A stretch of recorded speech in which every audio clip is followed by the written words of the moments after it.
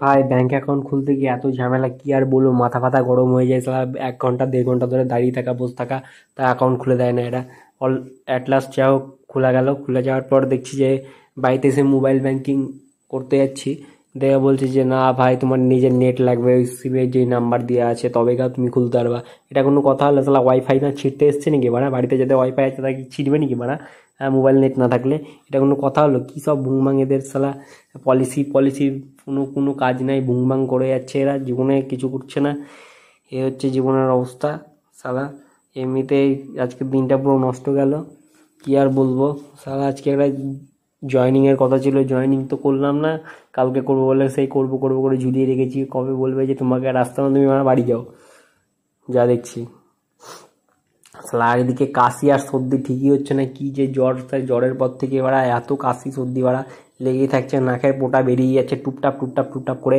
আর এদিকে কাশি বুকবাক ফুকবাক করে কেসেই যাচ্ছি মাইরি, কি আর বলবো। এই মানে লাইফ চলছে, লাইফ মানে টোটালি একদম থেমে থেমে যাচ্ছে, আটাকে যারা এই বলে তো।